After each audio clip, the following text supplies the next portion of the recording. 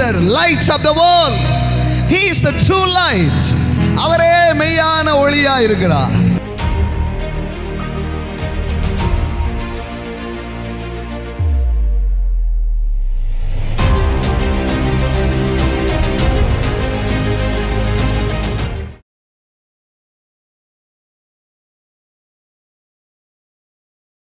வேதம் சொல்லுகிறது, இருளில் இருக்கிற ஜனங்கள் பெரிய வெளிச்சத்தை கண்டார்கள். மரல இருளில் இருக்கிற ஜனங்கள் வெளிச்சத்தை கண்டார்கள். Jesus is a light of the world. ஆமென். அவர் இந்த உலகத்திற்கு ஒளியா இருக்கிறார். யார் அந்த மெய்யான ஒளின்னு தெரியாமலேயே ஒரு செலிப்ரேஷனை, ஒரு பண்டிகையை அநேகர் செய்து கொண்டிருக்கிறார்கள். இந்த காலையில் சொல்றேன், நீங்கள் அறியாமல் ஆராதிக்கிற அவரையே நான் உங்களுக்கு அறிவிக்கிறேன். His name is Jesus Christ. He is the light of the world. He is the true light. அவரே மெய்யான ஒளியா இருக்கிறார். அவரே மெய்யான ஒளியா இருக்கிறார். ஆமென். He is the true light. ஆமென். தாவீது சொல்கிறான், தேவரீர் என் விளக்கை ஏத்துனீங்க. விளக்கேத்தின தெய்வம் நீங்க தான். ஆமென், ஆமென், ஆமென். எத்தனை பேர் சொல்றீங்க, என் விளக்கை ஏத்துனாருங்க. அவர் மட்டும் ஏத்துனா எவனாலையும் அணைக்க முடியாது, அந்த மாதிரி ஏத்துருவார். ஆமென். என் தேவனாகிய கர்த்தர் என் இருளை வெளிச்சமாக்குவார்.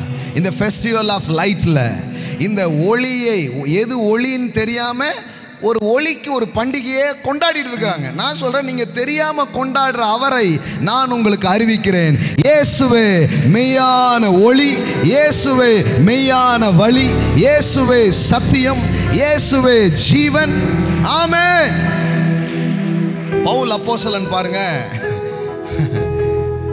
இந்த ஒரு பட்டணத்துக்குள்ள போறான், எபேசு பட்டணத்துக்குள்ள போறான். அங்க நிறைய கோயில்கள் இருக்குது. அந்த கோயில்களுக்குள்ள தலைவர் போயிட்டார். போயிட்டு இப்படியே சுற்றி பார்த்தா நிறைய சிலைகள் இருக்குது, பலவிதமான விக்கிரகங்கள் இருக்கிறது. அதில் ஒரு இடத்துல ஒரு வார்த்தை எழுதியிருக்கு, ஒரு வாசகம். என்ன வாசகம் தெரியுமா? அறியப்படாத தேவனுக்கு. இவனுக்கு என்ன தெரியுமா மைண்டில்? எல்லா தெய்வத்தையும் கும்பிட்டாச்சு, ஒருவேளை நாம் கும்பிட்டது எதுவும் தெய்வமாக இல்லைன்னா மனுஷன் மைண்டில் ஓடுது பாருங்க. எனக்கு தெரிஞ்ச வரைக்கும் எல்லாத்தையும் நான் என்ன பண்ணிட்டேன், கும்பிட்டுட்டேன். எல்லாத்துக்கும் ஒரு கும்பிடு வச்சாச்சு. ஆனால் நான் கும்பிடு வச்சதையும் விட்டுட்டு கடைசியில் கடவுள் வந்து, எப்பா என்ன கும்பிடலேன்ட்டான்னா என்ன பண்ணுறது? அதனால் பிளாங்க் செக் மாதிரி, நிரப்பாத ஒரு இது மாதிரி இவன் என்ன பண்ணிட்டான், எப்பா சில பேர் சில விழாக்கள் சொல்லுவாங்க, பார்த்துருக்கீங்களா? எல்லாருக்கும் நன்றி சொல்லிட்டேன், சொல்ல மறந்திருந்தவர்களுக்கும் நன்றி. அவங்க யார்? லிஸ்ட்டில் வராதவங்க. யாராவது விடுபட்டு இருந்தா, அப்போ அதான் கடைசியில் சொன்னோம்ல, சொல்ல மறந்தவர்களுக்கு, அது உனக்கு தான், எடுத்துக்கோ. அது மாதிரி எல்லாத்தையும் ஆராதிச்சாச்சு. இப்போ உண்மையான தேவனை ஆராதிக்கலைன்னா கம்ப்ளைண்ட் ஆகிடக்கூடாது இல்லையா? அதனால் அவனே ஒன்று கண்டுபிடிச்சிட்டான், ஒரு பலிப்பீடத்தை கட்டி. அதுக்கு பேர் என்னது? எப்பா சாமின்னு யாராவது இருந்தீங்க, உங்களை விட்டுருந்தோம்னா தயவு செய்து மன்னிச்சுக்கோங்க, உங்களுக்கு தான் இது அப்படின்னு. அதில் என்ன எழுதி வைக்கிறாங்க? அறியப்படாத தேவனுக்குன்னு எழுதி வச்சுட்டாங்க. அப்படியே இங்க பாருங்க, அறியப்படாத தேவனுக்கு என்று எழுதியிருக்கிற ஒரு பலிபீடத்தை கண்டேன். பவுல் பாருங்க, சுவிசேஷத்தை அறிவிக்க எதை பயன்படுத்துறாரு?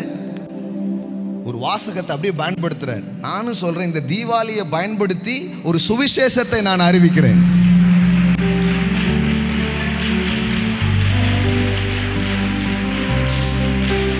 ஒளியின் பண்டிகை என்று உலகமே கொண்டாடுகிறது.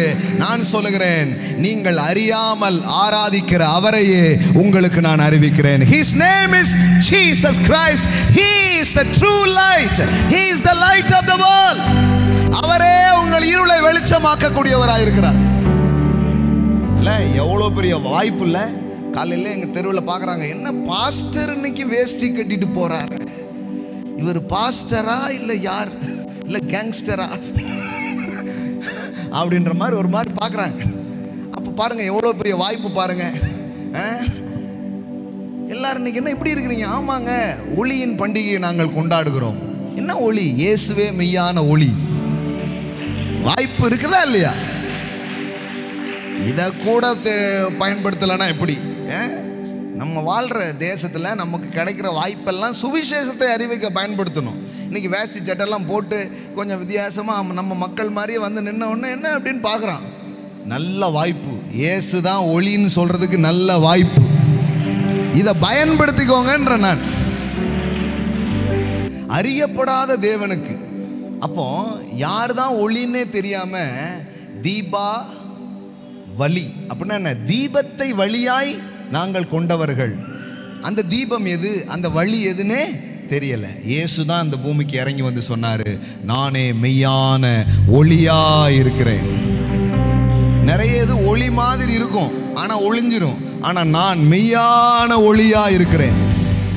என்னை பின்பற்றுகிறவன் இருளில் நடக்க மாட்டான். ஆமென். இப்ப அந்த ஒளி உங்க உள்ளத்துல ஏத்தி வச்சிருக்கிறார். எத்தனை பேருக்கு ஏத்திட்டாரு? ஆமென். இருட்டு கொகை மாதிரி இருந்தது, இப்ப என்ன பண்ணி வச்சிருக்கிறாரு? தேவரீர் என் விளக்கை. நம்ம விளக்கு ஏத்துனா தப்புங்க, ஆனா கடவுள் சொல்ற நான் விளக்கு ஏத்துவேன் பாரு. என்ன போட்டு இருக்கீங்களா இல்லையா? நாங்க கிறிஸ்தவங்க ஆனதுல இருந்து விளக்கு ஏத்துறது இல்லை. என்ன விளக்கு ஏத்துறதுலதான் கிறிஸ்தவங்களாவே ஆனோம். புரிஞ்சான்னு தெரியல. விளக்கு ஏத்துனதுனாலதான் யாரா மாறணும்? சாமிக்கு நீங்க விளக்கு ஏத்துவீங்க, ஆனா எங்க சாமி எங்க விளக்க அவர் ஏத்துறாரு. ஹலோ, இருக்கீங்களா? ஆமென். அவர் சொல்றாரு, காரிருள் இந்த பூமியை மூடும், கர்த்தர் உன் மேல உதிப்பார். உதிக்கிற உன் ஒளியின் இடத்திற்கு ராஜாக்களும் மந்திரிகளும் புறப்பட்டு வருவார்கள். கடைசியில் பாருங்க, நம்மளே எப்படி மாத்திடுறாரு தெரியுமா? நீங்கள் இந்த உலகத்துக்கு வெளிச்சமா இருக்கிறீர்கள். ஹாப்பி தீபாவளி, தீப ஒளி திருநாள் வாழ்த்துக்களை உங்களுக்கும் உலகமெங்கும் இருக்கிற பிள்ளைகளுக்கும் நான் சொல்லுகிறேன். Amen. Happy Deepavali. God bless you. Amen.